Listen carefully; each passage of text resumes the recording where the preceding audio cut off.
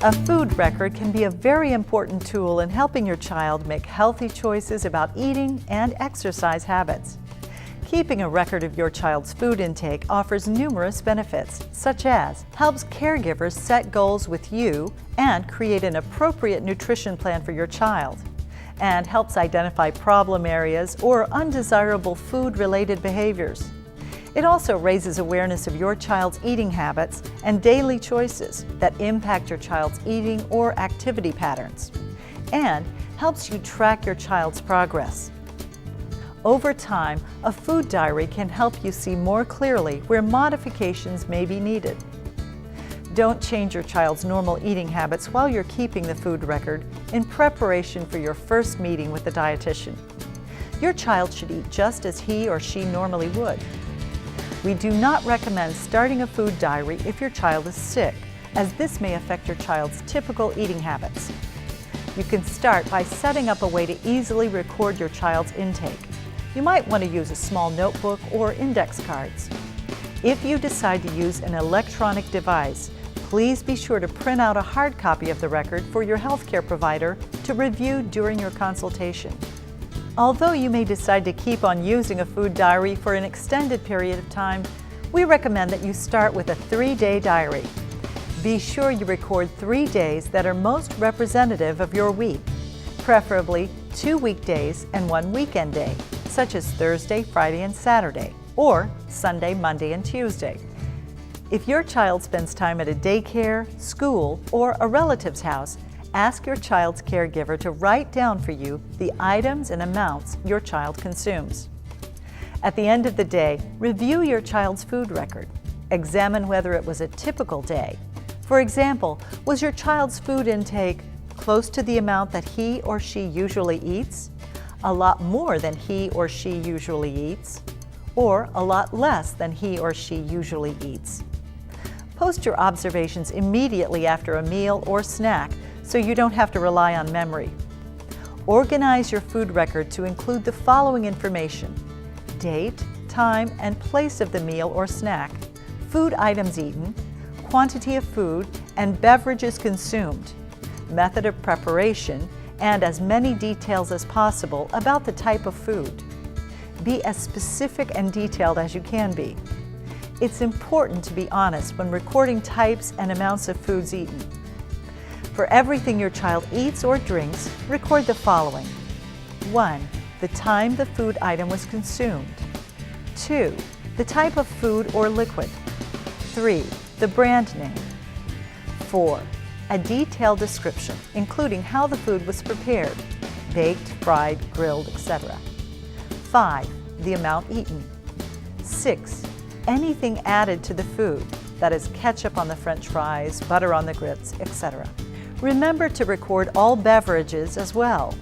This includes liquids that do not contain calories, such as diet sodas, water, and unsweetened tea.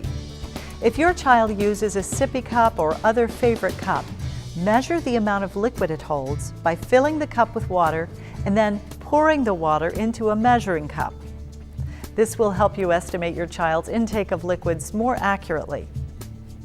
Food items can be prepared in many different ways: stewed, grilled, baked, roasted, boiled, microwaved, or fried.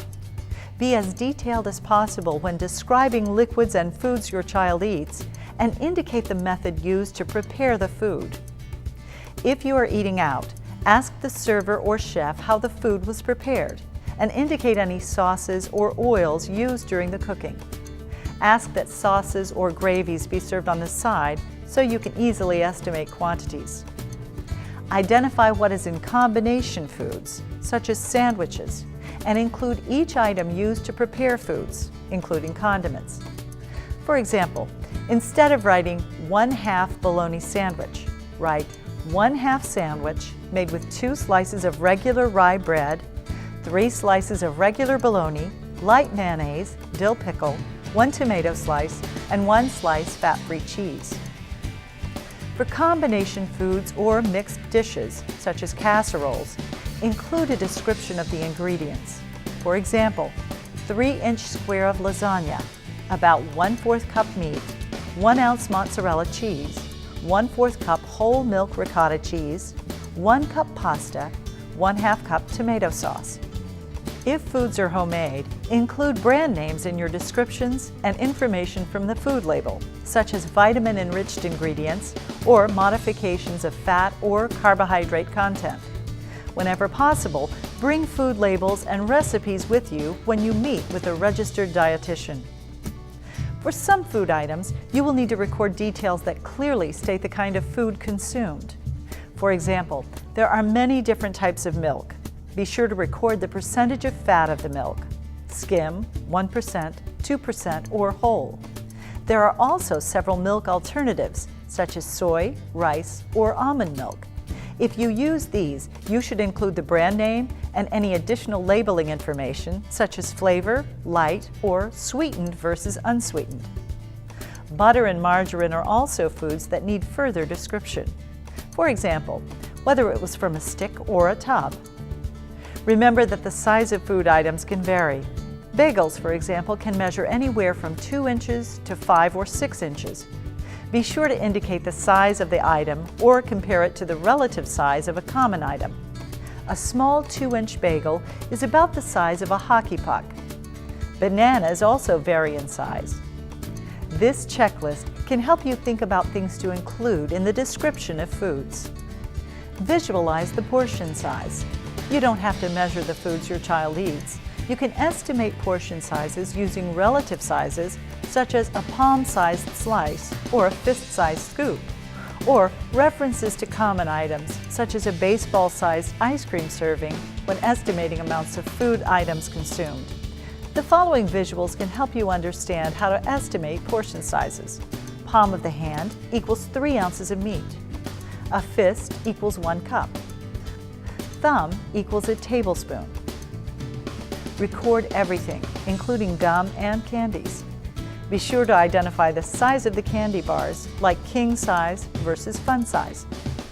It is also important to include on the food record any vitamins or supplements your child takes.